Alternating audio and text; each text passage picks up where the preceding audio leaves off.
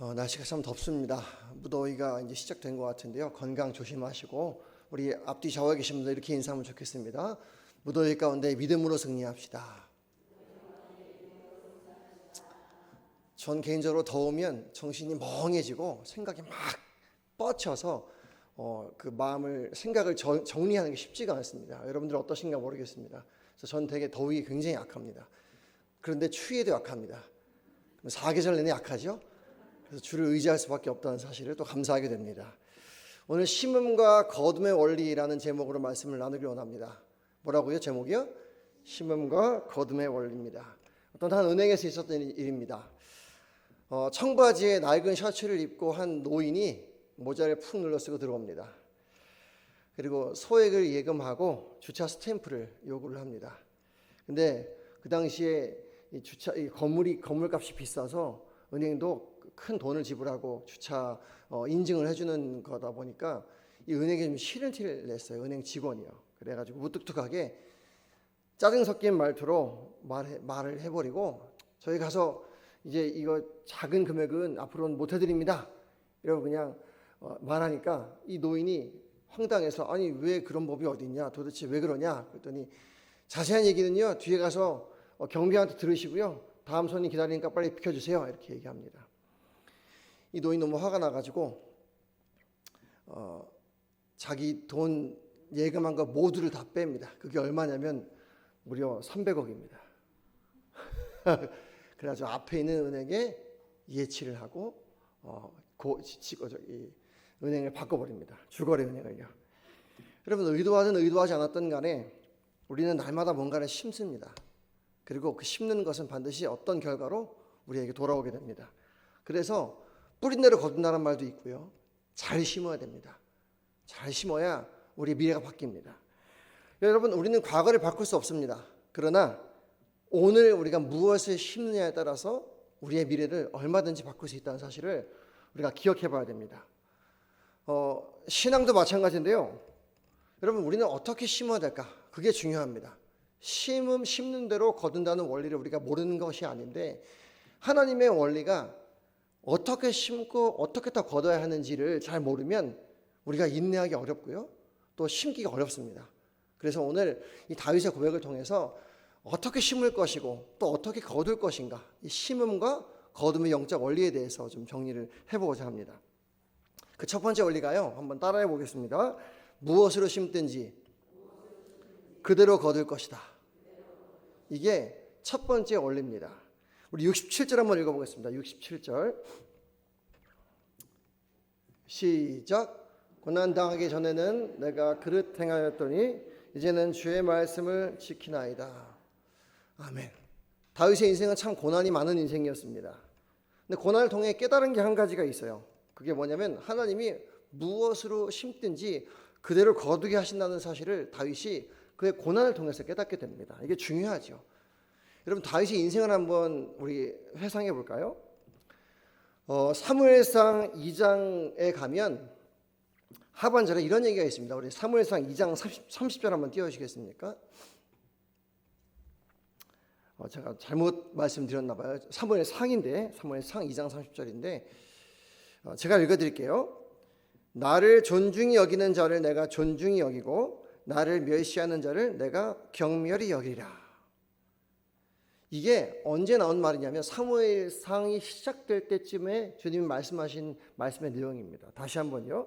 나를 존중히 여기는 자를 내가 존중히 여기고 나를 멸시하는 자를 내가 경멸히 여기리라. 여러분 하나님께서 처음에 이스라엘이라는 나라를 세우실 때 이런 원리를 말씀해 주셨습니다. 그러니까 하나님은 왕이 누군지가 관심이 없어요. 왕이 누가 됐든 간에 그 왕이 하나님을 존중히 여기면 하나님도 그를 존중히 여기시겠다 말씀 약속하셨습니다. 그 왕이 누군가 상관없이 그 나라와 민족이 하나님을 경외하면 하나님이 복을 주시고요. 하나님을 멸시하면 하나님도 그를 경멸하겠다 말씀하셨습니다. 그래서요. 이스라엘 역대 왕들을 쭉 보면 어떤 왕은 하나님을 존중히 여겨요. 그럼 하나님이 정말 그의 나라와 그의 기업을 복을 주십니다. 반대로 하나님을 멸시할 때는 하나님께서 그 왕과 나라를 그 민족을 경멸하셨던 것이 이스라엘 내내 역사입니다. 그래서 대표적으로 비교되는 인물이 사울과 다윗이죠.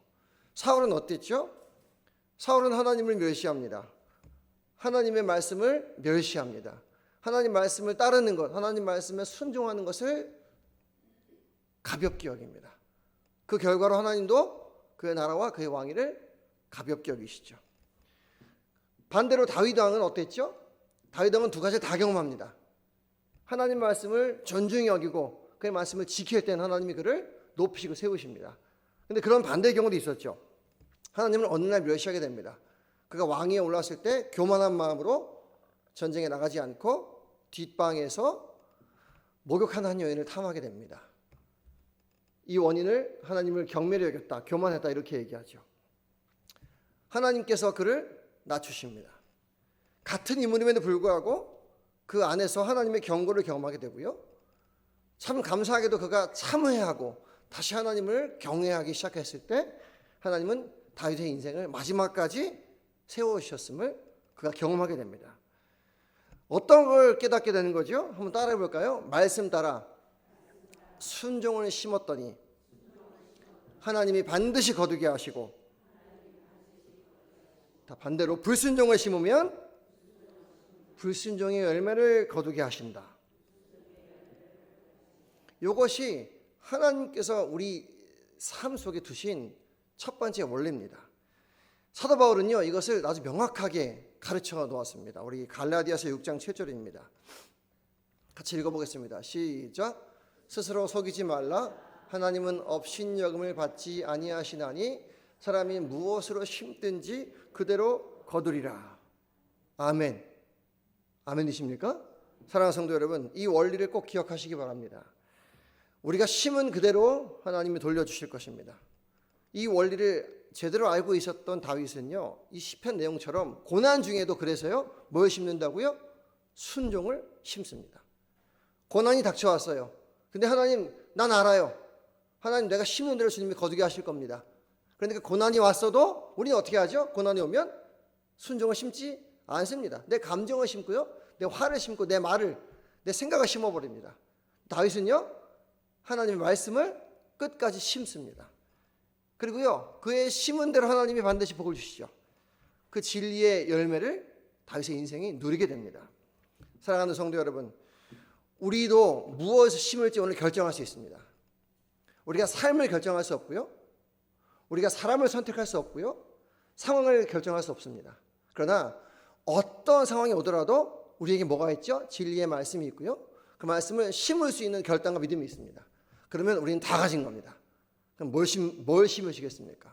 하나님 말씀을 따라 순종하는 것을 심는다면 하나님의 평강과 복이 여러분의 가정과 자녀와 여러분 사업장에 임하게 될 줄 믿으시기 바랍니다. 아멘. 두 번째 원리가 있습니다. 우리 73절입니다. 읽어보겠습니다. 시작. 주의 손이 나를 만들고 세우셨사오니 내가 깨달아 주의 계명들을 배우게 하소서. 하나님께서 우리에게 주신 삶은 선물입니다. 믿으십니까? 오늘이라 부르는 이 하루는 영어로 present입니다. 그걸 다르게 얘기하면 선물이죠. 선물 같은 하루는 하나님 왜 주셨을까요? 이런 질문이 꼭 필요합니다. 하나님 왜 선물 같은 하루를 주셨을까? 그냥 마냥 누리기만 하라고 주신 삶은 분명히 아닙니다. 나에게 주신 생명, 시간, 양식, 그 모든 것들 안에 뭘 따로 두셨냐면 심을 수 있는 씨앗을 따로 구별해 두셨습니다.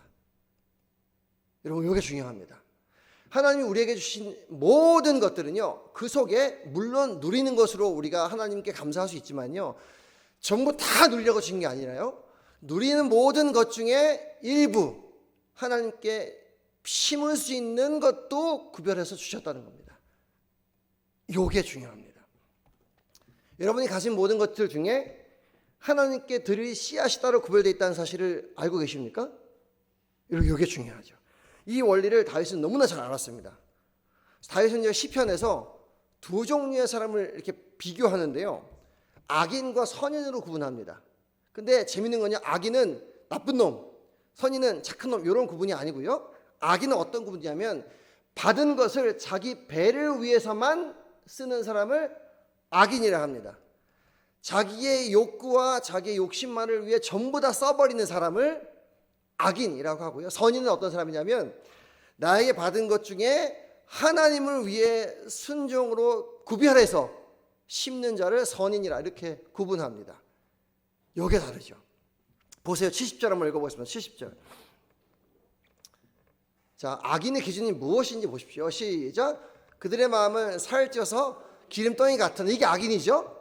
그럼 반대로 되면 그러면 그들의 나는 선인이니까 살찌지 않았다 이렇게 표현해야 되는데 선인은 어떻게 표현합니까? 나는 시작. 나는 주의 법을 즐거워하나. 이게 반대되는 거예요.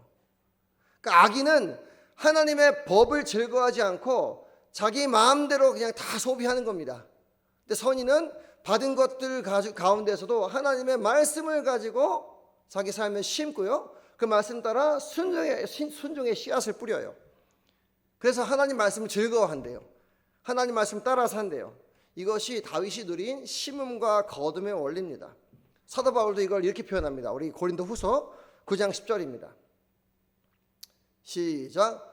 심는 자에게 씨와 먹을 양식을 주시는 이거 자 보세요. 먹을 양식을 주시는다고 말하지 않고요. 뭐와 뭘 주셨대요? 씨와 먹을 양식을 주셨대요. 두 가지 주시는 겁니다. 그래서 이가 시작. 이가 너희 심을 것을 주사 풍성하게 하시고 너희 의의 열매를 더하게 하시리니. 여러분 사도 바울은요 구분합니다. 양식과 씨를 구분해요. 양식은 누구를 위해 쓰는 거죠? 나를 위해 쓰는 거예요. 누릴 수 있는 겁니다. 그런데 씨는요 구별해서 하나님께 드리는 겁니다. 하나님께 드리고 심을 때 그 씨앗이 영적인 열매로 돌아오는 겁니다. 이것이 심음과 거둠의 두 번째 원리입니다. 그래서요 바꿔 말하면 우리가 만약에 주님께서 주라고 심으라고 주신 것까지 내 욕심껏 써버리면 우리의 미래는 어두워진다는 얘기입니다. 대표적으로 11조가 있겠죠. 여러분 11조가 10분의 1을 드리는 거죠. 하나님께 받은 것 중에 첫 것을 구별하여 드리는 겁니다. 왜? 생각해 보십시오. 10의 10은 전부 다 하나님 겁니다. 맞죠? 10의 1만 하나님 게 아니고 10의 9도 다 하나님 겁니다. 그러면은 구별해 주실 것 같으면 그냥 처음부터 10의 9만 주시면 되잖아요. 90%만 주시고 알아서 떼가시면 되잖아요. 안 귀찮으니까. 근데 꼭 다 주세요. 그리고 우리한테 뭘 요구하세요? 네가 네 손으로 구별해서 하나님께 심어라. 그러면 네가 심은 대로 주겠다. 이게 재밌죠. 이게 원리라는 거예요. 근데 우리가 보통 이걸 잘 모르고요. 어렵다고 불경기라고 10분의 1까지 다 먹어버립니다. 아깝죠. 보통 일이 아닙니다. 소득이 적을 때도 어려운데 많아지고 막 소득이 1,000만 원 1억 돼버리면 와 1억에 10분의 1이면 얼마입니까? 어마무시하죠. 이거 아싸 이러한 사람 많지 않습니다. 근데 이 원리를 알면요 여러분 이해 엄청난 거죠. 사실은 하나님께 다 주신 겁니다. 근데 그거 조금 떼서 드리면 더 주시겠답니다. 와 이런 원리가 어디 있습니까? 근데 우리가 이거를 자꾸 인색해지고요 하나님께 심는 걸 못하고 자꾸 10분의 1 중에 10분의 1 중에 10분의 1 10분의 1에 10분의 1에 10분의 1이면 얼마입니까? 찔끔 떼서 아깝게 드려요. 이러면 거두기 어렵습니다. 주셔도 못 받아요. 왜냐면 마음밭이 좁아져 있거든요. 이런 비록 돈에 관한 얘기만 하는 게 아닙니다. 주신 시간, 헌신, 내 노력 다 마찬가지예요. 여러분 시간을 볼까요? 여러분 7일이 다 주님 시간이죠. 그 중에 하루를 구별해서 주님께 드리는 것이 주일입니다. 맞죠? 그때 그러면 내 마음과 생각과 모든 걸 주님께 드려요. 그리고 말씀을 채웁니다. 말씀을 순종함으로 주일을 지킵니다. 그러면 우리 영혼에 하나님 뭘 채우시냐면 말씀을 심었을 때 은혜가 채워지고요. 순종을 심었을 때 6일 동안 살아갈 힘과 능력을 주십니다. 근데 이걸 아까워하잖아요. 주일날 1시간 드리는 것 너무 아까워요. 그리고 주일날 헌신하는 것도 보상심리가 생겨요. 괜히 나보다 열심히 덜 하는 사람이 눈에 띄어요. 그러면 승질나죠. 그럼 내가 드리는 게 왠지 뭔가 바보 같아 보여요. 이러면서 안 심어버립니다. 마음을 내지 못해요. 그러면 우리 마음에서부터 지옥이 시작됩니다. 여러분 이것이 하나님의 원리라서 그래요. 여러분 어떻습니까? 여러분은 이 심음과 거둠의 원리를 잘 누리고 계십니까? 한 선교사님이 중국에 갔다가 보니까 감자를 이렇게 생산했는데 감자 중에 큰 걸 골라가지고 다 이제 자기 양식으로 먹고 이 쬐끔쬐끔한 거 남는 것들 가지고 다시 심더래요. 그래서 선교사님이 이렇게 얘기합니다. 우리 미국에서는 감자가 나오면 작은 걸 먹고 큰 걸 심는데요. 그 말 믿고 이제 해봤더니 결과가 어떻습니까? 큰 거 심었더니 엄청나게 큰 열매들이 막 생기죠. 이 신기하죠 이게. 그러니까 이게 중국 사람들이 이걸 보고 나서 아 이게 하나님의 원리구나 이렇게 깨닫게 됩니다. 그러면서 아낌없이 심어요. 수확의 양이 씨앗의 양에 달려 있는 거죠. 한번 따라해 볼까요? 수확의 양은 씨앗의 양에 따라 결정된다. 사랑하는 성도 여러분, 얼마나 바쁘세요? 우리 또 일주일간 삶을 돌아보면 새벽부터 뛰어가지고 시간 저녁까지 뛰어야 밥을 먹을 수 있는 그런 세상에 살고 있고요.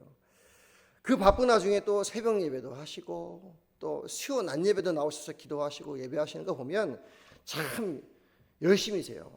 여러분 왜 이렇게 시간을 막 쪼개서 사시고 왜 시간을 이렇게 이 예배 드리십니까? 말하자면 여러분 이 예배 시간은요 하나님께 드리는 시간이에요. 여러분이 하나님께 심으면 여러분 우리의 가정과 미래 누가 책임지신다고요? 하나님이 책임지세요. 여러분이 스스로 막 싸워서 내가 내 것을 쥐려고 하지 않아도 내가 하나님께 심으면요 하나님이 내 모든 것들을 책임지신다. 할렐루야. 이게 이래서 우리가 예배 드리는 거 아니겠습니까? 우리가 기도하는 거고요. 하나님께 쏟아내는 이유도 하나님께 심는 거라고요. 근데 이 원리 자꾸 모르면 해놓고도 자꾸 내 손으로 쥐려고 하는, 자꾸 싸우려고 하는, 이겨먹으려고 하는 이런 어려움이 생길 수밖에 없다. 사랑하는 성도 여러분, 미래를 바꾸기 원하십니까? 따라해 볼까요? 미래를 바꾸기 원하면 보다 더 많은 것으로 심자. 여러분 하나님께 드린 만큼 하나님이 반드시 보상하실 거고요. 하나님의 뜻대로 우리에게 채우실 것이라 믿으시기 바랍니다. 세 번째고요.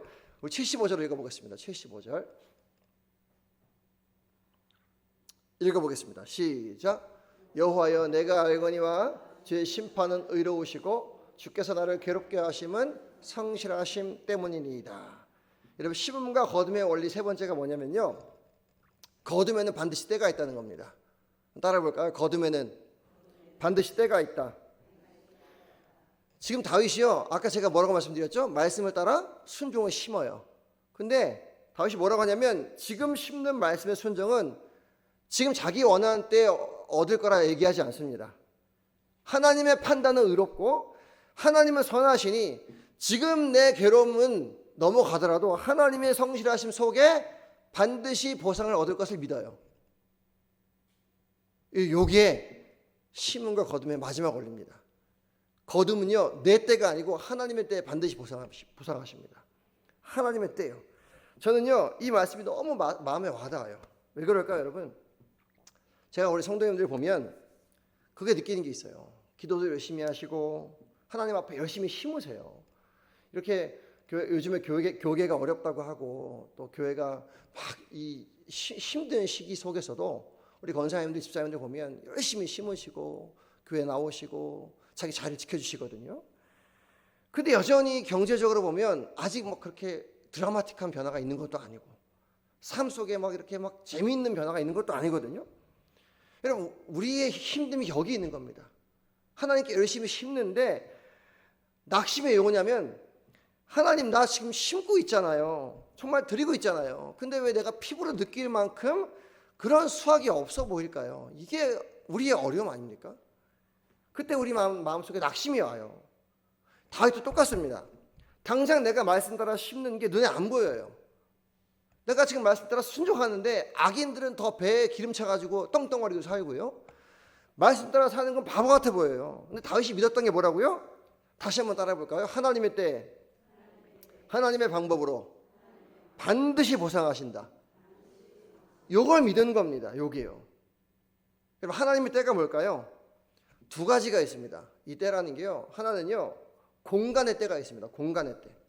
그 두 번째가 시간의 때가 있어요. 달라요, 두 개가. 하나님의 때는 공간의 때가 있고 시간의 때가 있습니다. 예를 들면 공간의 때가 뭐냐면 여러분 우리가 하나님께 심으면 동쪽에서 심었는데 서쪽에서 거두게 하실 때가 있습니다. 제가요, 이 사람한테 심었는데 다른 사람에게서 거두게 하실 때가 있습니다. 이게 공간이 달라요. 뭐라고도 얘기하시냐면 우리 마태복음 5장 11절 한번 가볼까요? 자, 두 절 한번 읽어보겠습니다. 시작. 나로 말미암아 너희를 욕하고 박해하고 거짓으로 너희를 거슬러 모든 악한 말을 할 때에는 너희에게 복이 있나니 기뻐하고 즐거워하라. 하늘에서 너희의 상이 큼이라. 너희 전에 있던 선지자들도 이같이 박해하였느냐. 여러분 이렇게 얘기를 해요. 뛰어나 주십시오. 이대로 예수님의 말씀 따라 살아요. 그렇죠? 욕하고 박해하고 거짓으로 거슬러요. 그런데 그럼에도 불구하고 말씀 따라 심으면요, 어디에서 거둔대요? 12절에. 그렇죠? 땅에서 심었어요. 근데 예수님 뭐라고 하세요? 하늘에서 거둔대요. 공간이 달라요. 장소의 개념, 공간이 다릅니다. 내가 여기서 심었는데 우리의 마음은요, 심은 데서 받고 싶어요. 근데 그렇게만 기대하면 낙심이 온대요. 낙심하지 말래요. 실망하지 말래요. 하나님이요, 하나님께 이 사람에게 심고 다른 데서 받을 수 있고요, 동에서 심으면 서에서 받을 수 있고요, 이 땅에서 심으면 반드시 하나님의 나라에서도 더 크게 거두게 하시겠다는 겁니다. 이게 하나님 다른 거예요. 또 계시록 2장 10절 볼까요? 계시록 2장 10절 시작. 너는 장차 받을 고난을 두려워하지 말라. 볼지어다 마귀가 장차 너희 가운데서 몇 사람을 옥에 던져 시험을 받게 하리니 너희가 10일 동안 환난을 받으리라.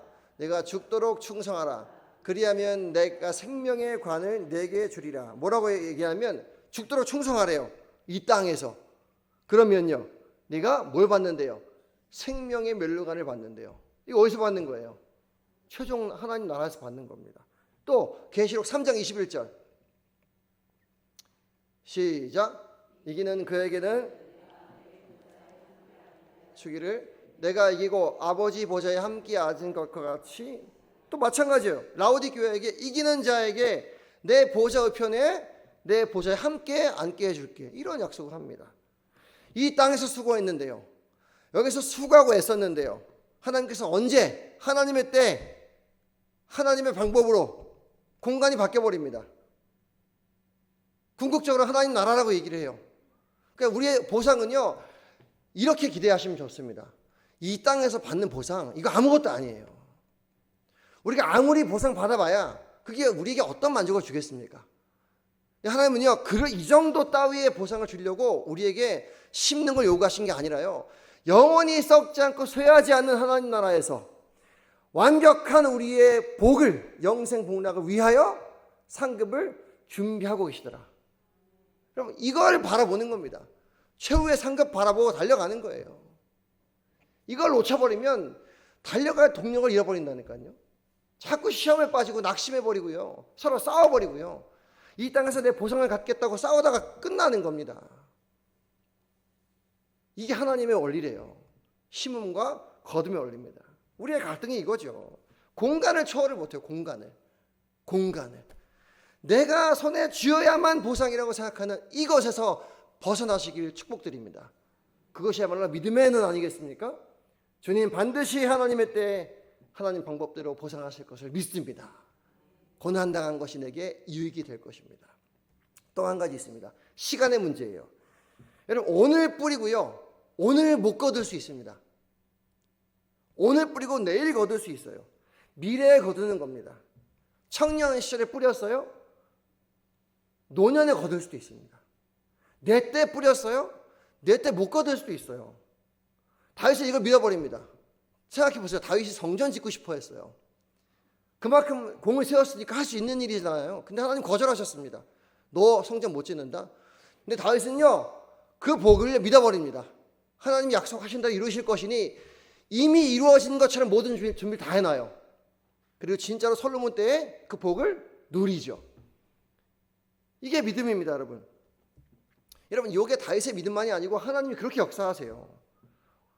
우리 시대, 우리가 숨쉬는 이때 거둘 수도 있지만 대부분의 경우는요, 하나님이 그렇게 안 하신 경우가 많습니다. 아브라함도 마찬가지죠.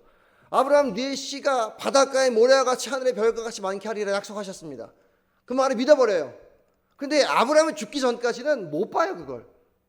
언제 보죠? 이삭, 야곱, 요셉 넘어갑니다. 400년 더 지나요. 근데 믿음의 사람들은요, 이미 이루어진 것처럼 그것을 믿음으로 봐요. 이걸 비전이라고 합니다. 이게 진짜 복 아니겠습니까? 우리 너무나 확실한 증거가 있잖아요. 하나님 말씀이나 증거가. 역사 가운데 이루어졌잖아요. 그러니까 이 말씀 붙들고 말씀들이 이루어지리라 라는 선포하고 심으면 되는 건데 이걸 못한다는 거죠. 여러분, 이렇게 누린 사람이 있습니다. 이찬수 목사님 아시죠? 이 목사님이요, 이제 이런 얘기를 하세요. 우리 아버지도 목사였는데 우리 아버지는 몇십 명밖에 안 되는 교회를 목회를 했다, 이렇게 얘기를 하시더라고요. 근데 그 작은 교회에 사람이 모이면 앞도 시끄럽습니다. 속상한 일들, 분란도 있고 지들끼리 싸우고 막 봉사하다 싸우고 막 이래요. 그러니까 아버지가 목사님이 이 금식기도 하려고 안 되겠다 싶어가지고 금식기도하러 산에 40일 올라가셨다가 17일 만에 부작용으로 돌아가십니다. 그분이 이렇게 얘기를 해요.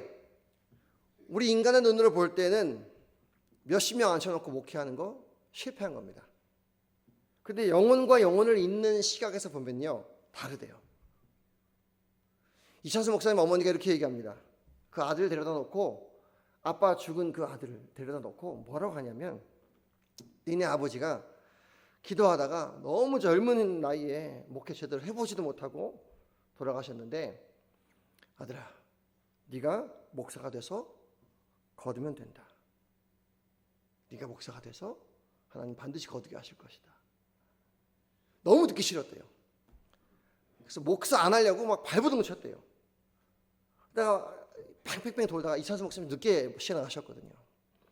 30살 넘어가지고 대학교 가가지고 대학원 가다가 졸업했는데, 그러나 개척을 했어요.